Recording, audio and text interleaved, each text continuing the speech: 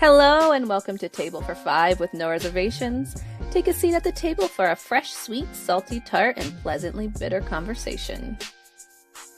Thank you for taking a seat at the table. In this episode, we'll be talking about just bad advice, the good, the bad, and the ugly of what people told us about parenting. Seated tonight, I have Jen Dunn from Vancouver, British Columbia, Rachel Flanagan from St. Paul, Minnesota, Hey. Jamie Ramos from Denver, Colorado, Hello. Kim McIsaac from Boston, Massachusetts, and myself, Tabitha Cabrera from Phoenix, Arizona. So we are going to chat about all the lovely things people told us before we were parents, as we're parenting, and now to the present. So Rachel, want to start us off with what you think about this topic? Oh, first, I just feel like it starts out with like false. It's just fake. It's like you have a baby shower.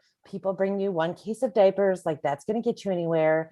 And then they give you a card about how sweet the snuggles are and how good they smell. And really, you have drool in your hair and like someone else's poop. You're never going to sleep again. And when they say that, you think you know what that means. You don't know what that means yet. It's not college. It's not time alone when you're waiting to see if your kid's asleep. Like I don't know, I'm living a particular shade of on eggshells. And I do not think that this was in a baby shower card. No, I do not. It is far more than like outfits. My veil is like not in the baby shower cards. Yeah, no. What about you guys? I mean, I just feel like this life is like filled with it, from baby shower cards to melatonin suggestions. I just shut up. Yeah. Just give her melatonin. She'll sleep. Oh, Yeah. I think a that's blow dart would not work. So a melatonin can just take it to the moon. No, I think that's the first terrible advice that people give you or you read in a baby book, which is sleep when the baby sleeps. Mm-hmm. Yes. What if your baby doesn't sleep? A, B, what if they're old enough now to open the door and leave? Yes. Yes. Like What do there you are do then? safety concerns to that. Yeah. Well, also, Yeah. like, even just the idea of having a newborn baby, typical, neurotypical, Yes. it's like they don't sleep that long. It's not No. like it's easy for us to like, oh, I'm gonna sleep for an hour and pop back up and then sleep another, and then even then you don't realize how anxious you're gonna be, because right before you leave the freaking hospital, some pediatrician sits you down and tells you all the ways you're probably gonna kill your baby. Don't give them a blanket. Don't give them a pillow. If you're gonna swallow them, make sure you swallow them perfectly tight. Don't do this. Don't do, like, check if they're breathing. And you're like, oh, and then you're supposed to go home and just sleep when they sleep instead of constantly sticking your ear in the freaking bassinet, making sure they're alive because you're so worried. And Like, waking them up yeah. Oh my God.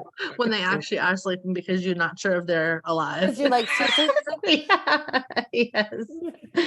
I remember when we left the NICU, they made us watch like 5 videos that were on VHS tapes. hello. It was great.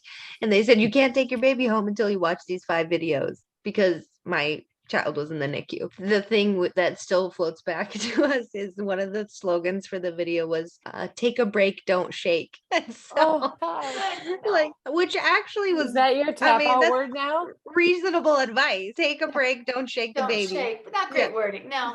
But I thought when they rolled in these videos and they were like, you have to watch these videos before you can take your baby home. I'm like, so if I just came to the hospital and had a baby and got to leave 2 days later, I wouldn't have to watch 5 VHS tapes about my how God. to parent my child. I had to watch them and we weren't in the NICU, so if that makes you feel better. Oh, great. That's good. That doesn't I make never sense. watched the video. To qualify 100 years ago. I love it. But isn't Yeah. that the funny thing? They're It's like, like good that luck, moment. Kim. They're like, take home this brand new baby, but you might get so frustrated that you shake it and cause brain damage.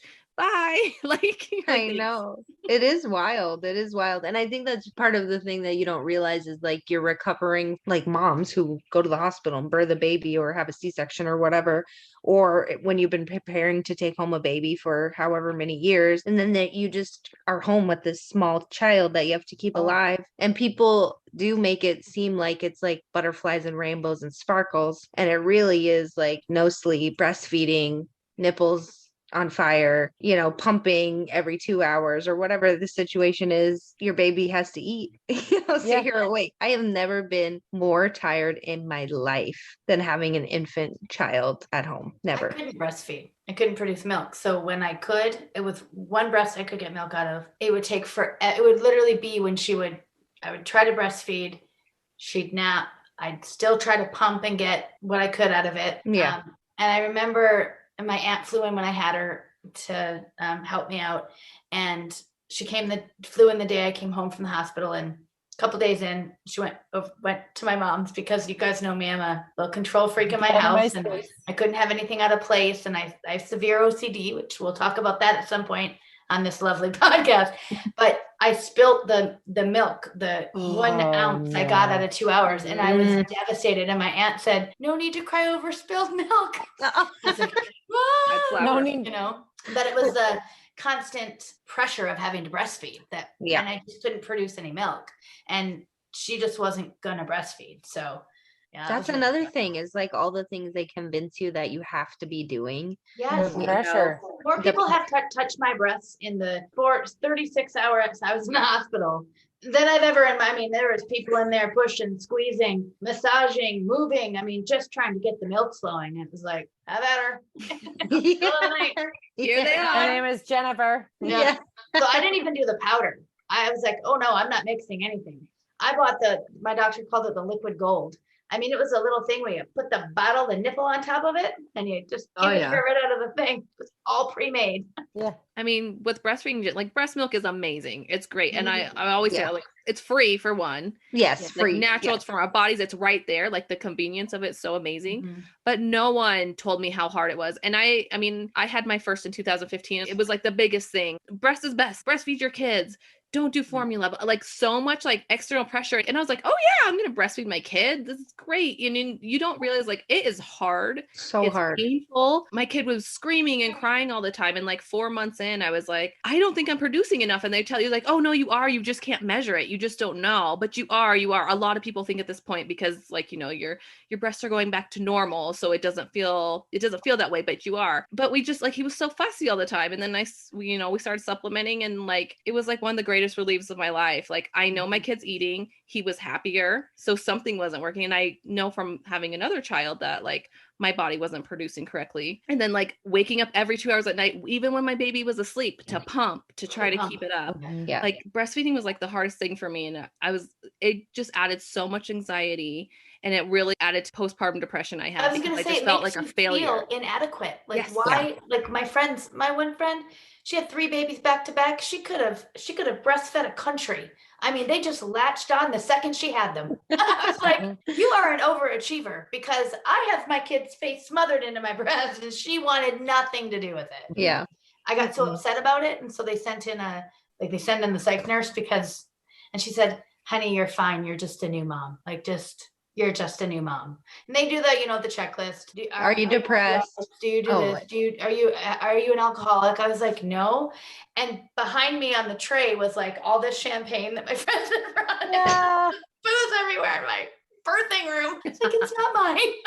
It's hard. I think the realistic expectations are so far from what is talked about. Yeah. And I've talked about this with my friends before, is like, you walk into it thinking that it's going to be one thing, and it is completely different than what it was. Like for us, we had a NICU baby. I pumped. He couldn't latch because he was on a feeding tube, and he was too small, all that stuff. And I pumped only because he was in the NICU, and it was the only thing I thought I could do to help him at that time, which is the only reason I was getting up every 2 hours to pump for him, because he was being cared for by nurses and cords and, all of this stuff. And I pumped for 10 months. He latched at like 4 months, and then he was like, this is taking too long. He's like, what are we doing here? This is for the birds. No. And so I pumped for 10 months, which was terrible, just terrible. It's so isolating too, I think, when you are strictly pumping, because you're taking so much time to be in another room from everyone else. The baby's with you or not, and you have to wake up so much more. Clean it. Yeah, So cleaning all by this the stuff. time I'd get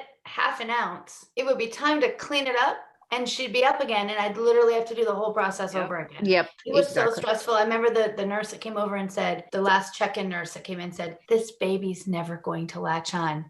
I said, well, thank you, ma'am. I'll go ahead and pour myself a glass of wine right now. And I did. I poured a glass of wine. And when she left, that was it. Twist that nipple on. and we're done. We adopted, and Celie was literally, it was Thursday. She was born on Tuesday night. It was Thursday. We were home. I'm sitting crisscross applesauce on my floor, got like a Weimaraner like on my leg and a baby in my arm. And Celie started crying, and my sister-in-law's like watching, and we're talking. And before you know it, I'm like unscrewing a bottle because I can do a refill on a tint bottle with one dirty glove. So I used that to open the bottle. I like scoop in and shake the water, give Celie the bottle. She drinks 2 ounces. She's 2 days old, like a chunk. And I like flip her up and I'm burping her. And I'm like still talking to Mindy about the same subject. And she's like, what was that? 2 ounces? And I'm like, yeah, they said only like a half ounce every hour or something, but we're just going for it and making longer stretches. And she's like, you're done. I would still be adjusting trig on my nipple, and you are through with this. She's like, if anybody judges you, show them that it's 2 minutes. Like, she was so ticked because like she had lost 2 years of her life for 2 boys each, and like it took forever. And then it was like this balance of the other boob, and I was like, okay. I definitely had no interest at breastfeeding at 17. Like that was just not gonna happen. You're like, these are perfect. I was like, first of all, I'm not being stuck doing all the feeding.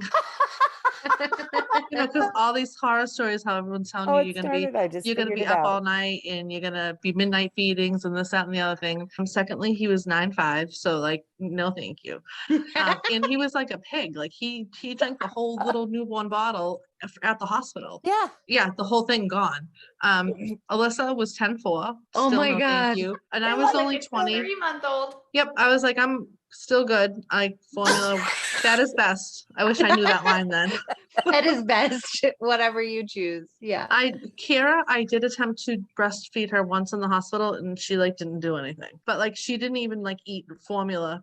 I mean, she's still the pickiest eater ever and she's 18. She only drank like a quarter of an ounce when we were leaving the hospital. So like, I'm glad I didn't try to breastfeed her because I don't think it would have went well. And then with Lexi, I was like, oh, she's my last, she's my 4th. I'm a stay-at-home mom now. Like, you know, maybe I should try it. I said to my husband, yeah, I think maybe I'll try it. Even, you know, whatever. If it doesn't work out, it doesn't work out. I didn't know any of these nightmares that you guys are talking about. So the nurse comes in, which is really odd because they always try to push it, you know. She goes, yeah. She's like, if you do it, you're going to have to, she's like, your breasts are really large. Thank you. She's like, so you're going to have to hold it up like this, like away from the baby so you don't like squash her face. And whatever you do on this side, you're going to have to do on that side. And if you don't do it on that side, you'll have to pump to make it even. And she's saying like all these things. And I'm like, oh, I'm just like, okay. Oh, okay. And then the nurse leaves and my husband goes, don't even think about it. Like, you got enough on your plate. No. No. Just You no. can have some formula on the way home. She didn't make it sound very appealing. I'll just tell you that. It's not. No matter how you do it, if you breastfeed, if you pump, even formulas smells terrible after it's been sitting out. It's the worst smell on the entire planet. It's so expensive. It makes cottage cheese in like 4.5 minutes. So gross. It is the grossest thing you'd know. Yeah. Nora, our daughter, she was all about it. The breastfeeding. She latched like a champ. Why is that not surprising? But the awesome thing with both of my kids, like Nora, 10 months, she was like, I'm done with this. We're done breastfeeding. No more breastfeeding for you. I'm on to regular food. Did you put the thing away? Have a nice day. No more of this. So I've heard horror stories of like weaning off breastfeeding, which is hard and painful. And with her, I knew I was the same with you, Kim. She was my last baby, and I was kind of like sad about not having that time with her and all of that stuff. But she was like, whatever, Mom. We're done with this. Get over it. Yeah. Oh my gosh. So what are the other things have people told you that you like strike you now, or something that's come up recently that you're just like, why would you say that to me? That's terrible advice. So one thing that happened to me is, it wasn't really advice, but when I was pregnant with Kira, who was my 3rd, who came after my daughter with autism, I was on the phone with my cousin. Maybe we were like on the computer, I forget which one, and she was like, oh, can you get the baby tested for autism? And I'm like, no, there's no test that you can get while you're pregnant. thanks for bringing it up and put it in my head. Yeah. And my sister hated her for like 2 years after that. I had all the tests. Of course, you can't test for autism, but I did have all of the, the blood work. I didn't do the amnio, but I had all the blood work and Genetic testing. yeah, which Yeah. I just feel like that's such an insensitive thing to say to somebody. of Like, course it is. People are Especially dicks. and a child with special needs. yeah, Yeah. it's like, thanks. I'm trying everything to not like obsess about it and think about it 24/7. So thank you for putting it in my head like the 5 minutes that it wasn't in there. Right. Yeah. I had to do all the testing because I was considered like a geriatric pregnancy or something. 36. Yeah. So they're like, we should do the genetic testing. I Okay. was told literally the worst advice I was ever told. Not that I wouldn't have spoiled. I want to be clear. My daughter is spoiled. I know that I overcompensate for everything. I feel I overcompensate for autism on many levels. I don't think I would have been a strict parent anyway, but my friend said, don't say no to her. She's a baby. They don't need to hear the word no. They have their whole life to hear the word no. And by like 3, I had a monster because Yeah. I'd never heard the word no. I mean, I was like, oh, well, my friend had these perfect children, literally had these perfect children. I'm like, well, they shouldn't say no to them. Yeah. Say no. Yeah. Say no to kids. Start early. Say no to kids. So wait. Yeah. No, I was gonna say my thing that always drives me insane, and I think too, having an autistic child where these things didn't work, is I call them the justs. So it's like, oh, my kid won't sleep at night. Like, oh, just let him cry it out. Or potty training's really different. Oh, just show them that episode of whatever children's show where they potty train and they'll potty train. Like all those just, oh, he doesn't talk to, oh, just keep talking to him and he'll talk. Like those things drive me insane because it's like, no, it's not just like there's so many other things going on in my kid's brain. Like that's not just gonna happen. So don't say, oh, just do this because maybe that worked for you or maybe it worked for your sister's cousin's mother, but it's not going to work for me. So Yeah. Well, and going off what Jen said about the saying no, see, we have the opposite. So we literally couldn't say the word no. Could not. She would just, we had to come up with other ways of saying no without actually saying no because it would set up such a meltdown. Yeah, exactly. Exactly. I mean, it does create a monster, but it also created a monster when you said no. So either way, you would roll the deal with it. dice. I've said it many times. I got some pushback on some people from it, but I often will say, Kaya, this isn't autism. This is her bratism because there's a very big difference, but it's a very fine line, So, and I think that what people don't understand is that like a temper tantrum is different than a meltdown. yes. Yeah. But a meltdown can start as a temper tantrum. Do you know what I mean? Yeah. Like I've had many that had started as a temper tantrum, but then they just can't cope. So then it spirals and turns into something, way bigger that they can't come back from, that you can't help them, calm down from. Yeah. So yeah, And you gotta pick your battles. Yeah. That's the thing. Yeah.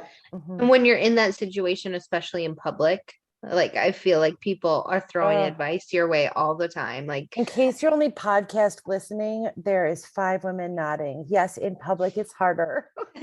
yeah. So I remember after having Nora, I took Nixon out for the first time and I was still recovering from my C-section from her. And I took him to the library. He was stoked to be out, blah, blah, blah. He didn't want to leave. He was nonverbal at the time. We're outside the library in downtown Phoenix, Arizona. If you imagine what that street was looking like.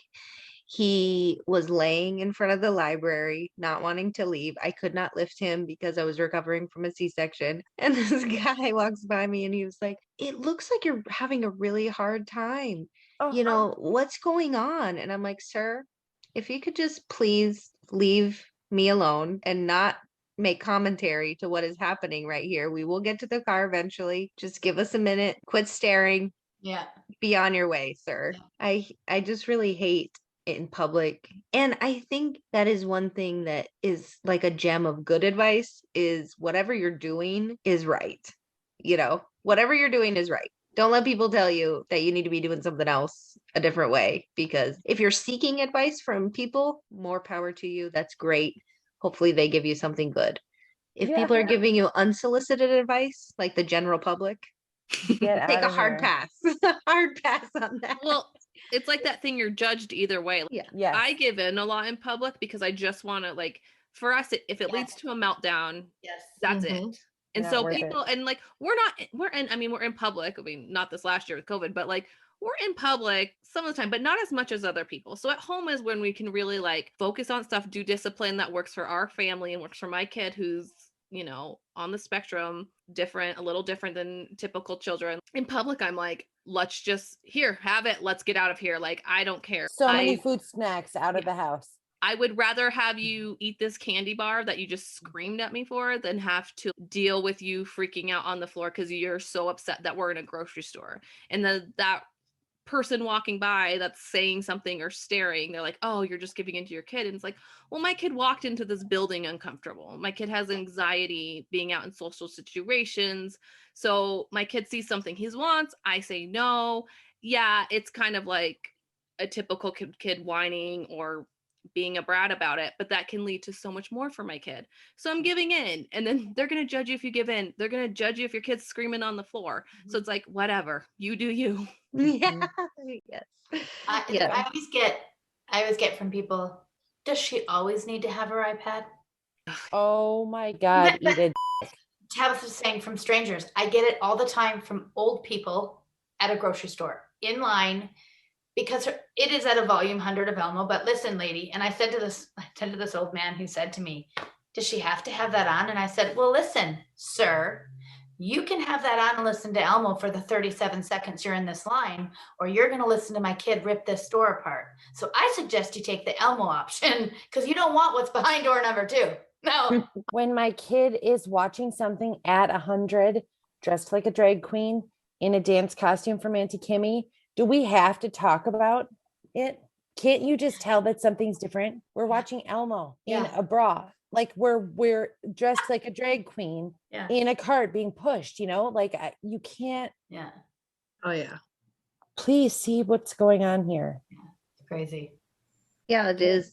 It is mind blowing sometimes. I mean, and I've had the opposite too, where one time I was at the park with Nixon and Nora by myself, and neither one of them wanted to leave, which is quite the situation with my 5'2" stature trying to muscle out my giant children out of the park. But this mom whose son was wearing a helmet, I think for like, you know, shaping purposes or whatever, he must have been like a year and a half or something. She saw me like wrangling them and all this stuff. And then she looked me directly in the face and she said, you got this. I was like, I love thank it. you so much. We just gave you a surge of power right away.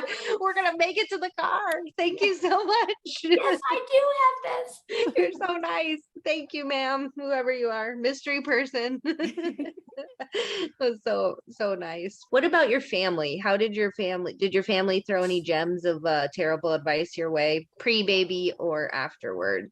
There was a lot of judgment for Yeah. sure. Yeah. I mean, there's not now because they understand, but before, for sure there was. Yeah, definitely. Yeah, about having a baby? No, just Or- about how I was raising her. Oh, iPad, Okay. sleeping, yeah. food, all that kind of stuff before they really understood. There was a lot of judgment in that, and a lot of not necessarily she'll eat when she's hungry, but it was sort of that mentality. And so it was Yeah. like there was that sort of disconnect because she wasn't going to eat when she was hungry. You know what I mean? So Yeah.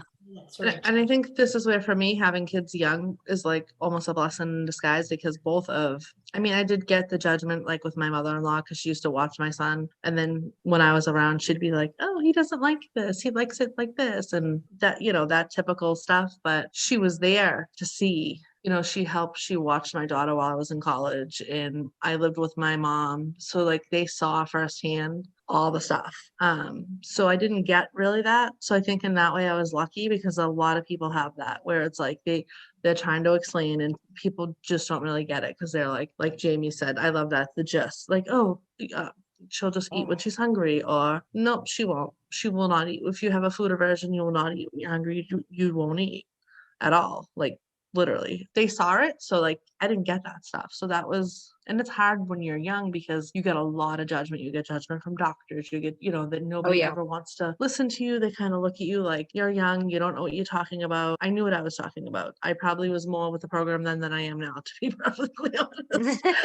Now I'm like, I don't remember anything that's happening. But because I'm older now, definitely doctors take me more seriously than they did when my kids are young. You get that kind of look like, you know, like you don't know what you're talking about. But as far as our family, they were so involved because of us being young, and they were still, helping us, and we were still living at home and stuff like that.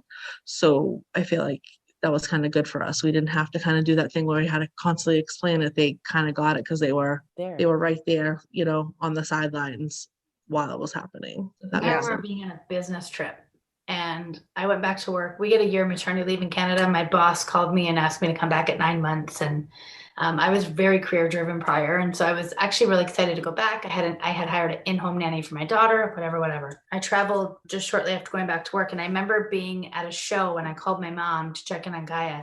Hope my mom never hears this episode. She's a wonderful grandma, by the way. She's amazing. We're in a wonderful place now, but we were not when Gaia was a baby. I remember her yelling at me saying, "This kid is 9 months old and she doesn't even know her name.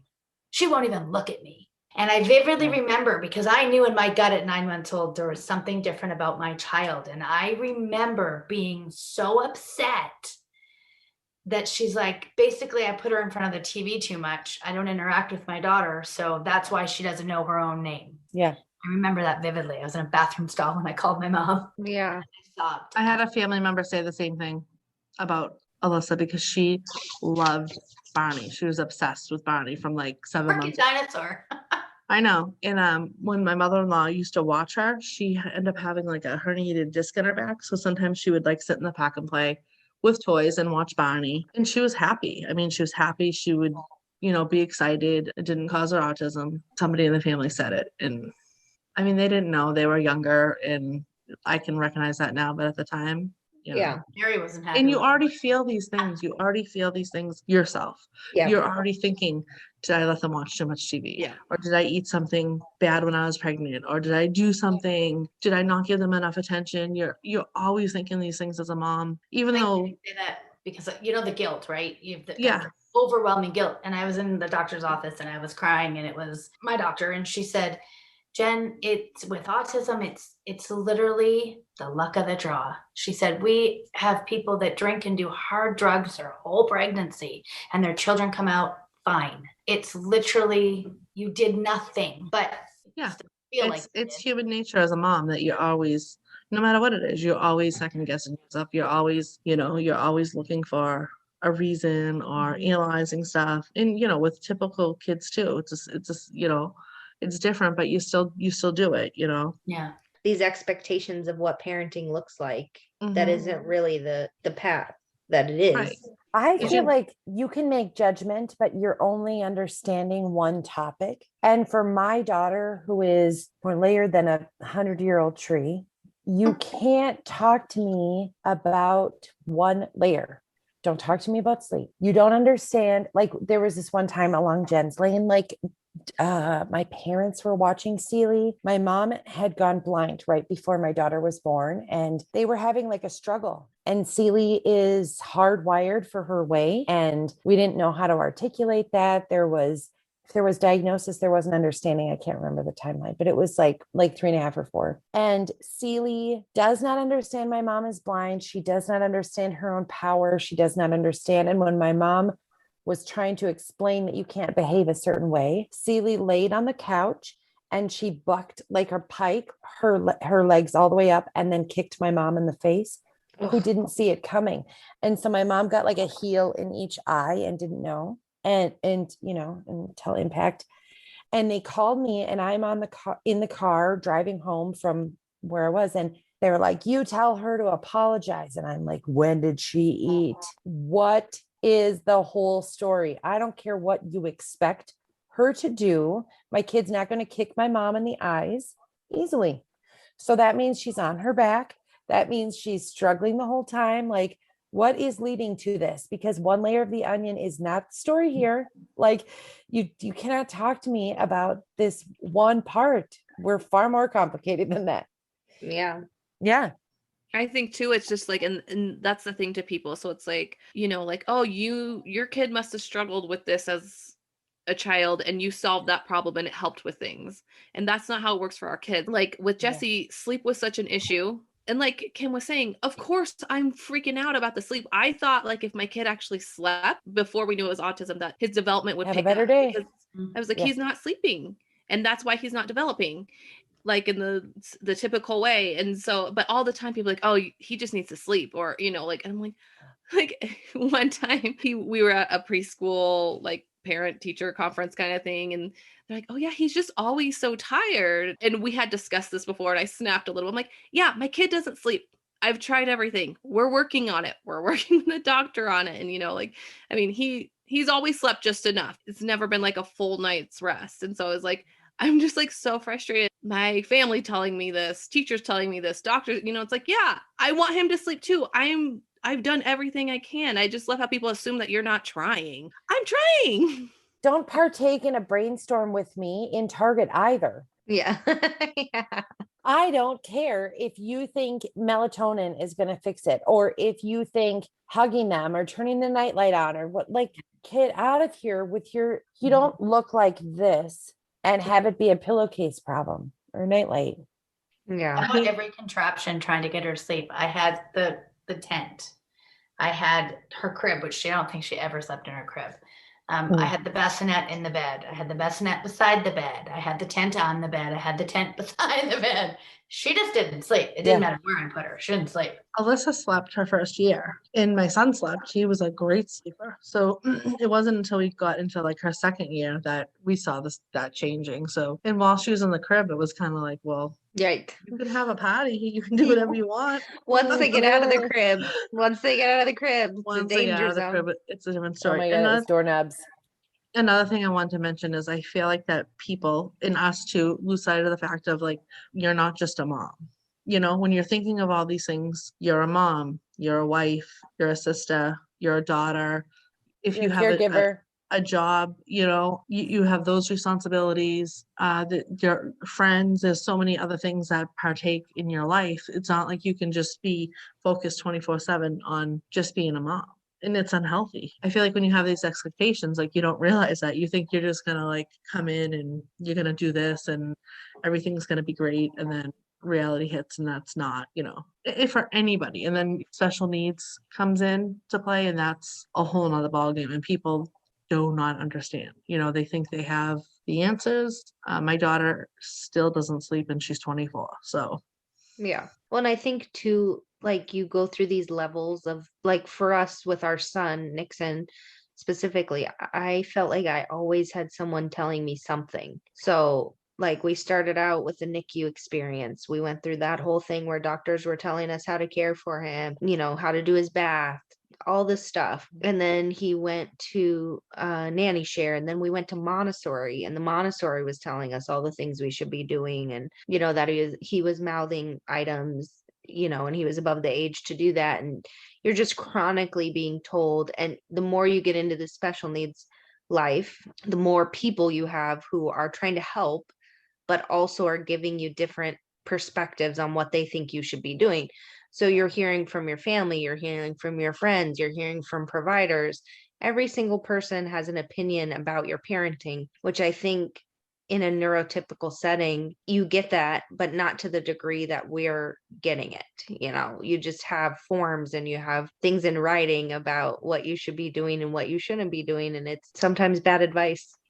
and I think that when you're dealing with autism or, you know, even other special needs, is a lot more, you fall short because Yep. you can't be all things. And these kids are just not always, you know, some of them don't eat typically, some of them don't sleep typically. Like there's so many, you know, you have behaviors, you have all these things. Like I remember her school telling me things, and it's like, yeah, maybe in school when there's 4 people in one classroom, that might work, but it doesn't work at home.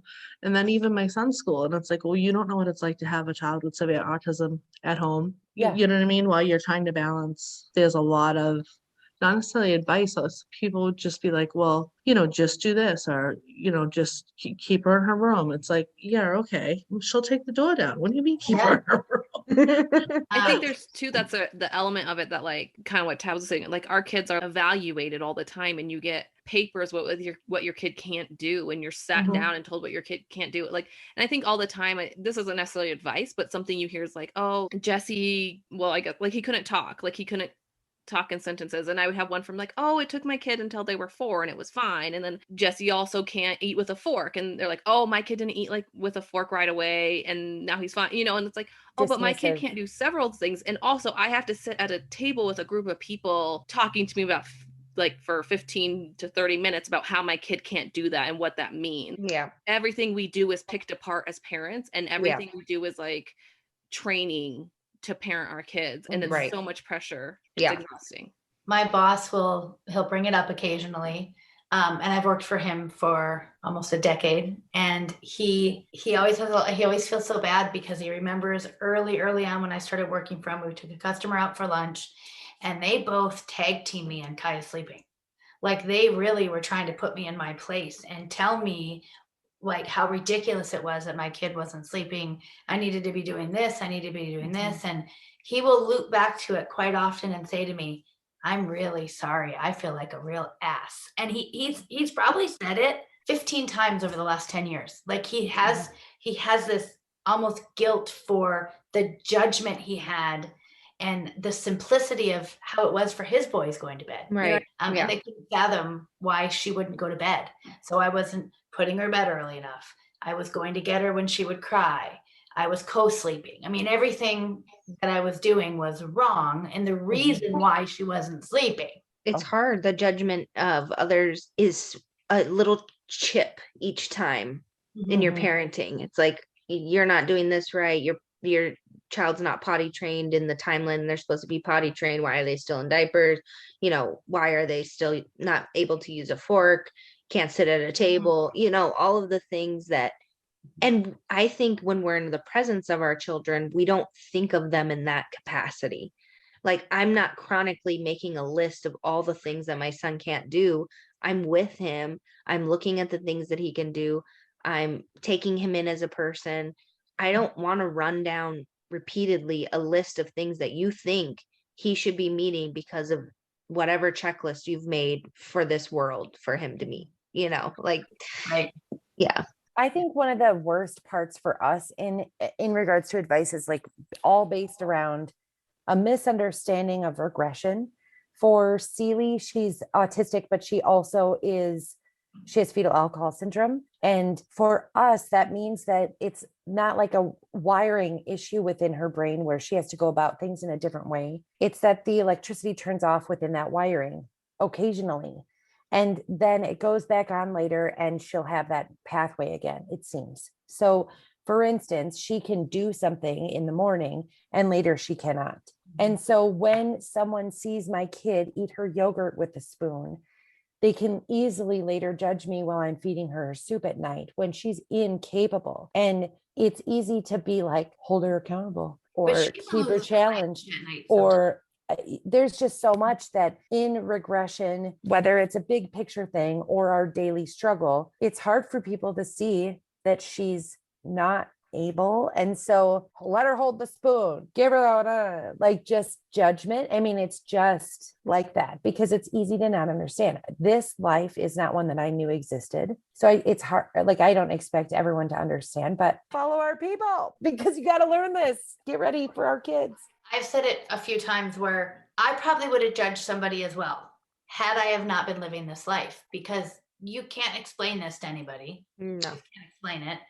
And so I think had I've had a typical child and I saw somebody else maybe in my shoes where their kid wasn't eating, their kid couldn't sit still without a device at a volume 100, running around, all those kind of things, I probably would have judged because, they don't understand why she has her iPad on. They don't understand why she didn't eat food, all of those kind of things. So, yeah. So much plays into that too. There's the invisible disability conversation. There's the masking. There's so many components to what it is to be in public or how much she can handle. But the switch flips. I know all of our kids. And when that thing turns, it is serious, even if it wasn't for the last 3 trips to the grocery. Like, it's complicated.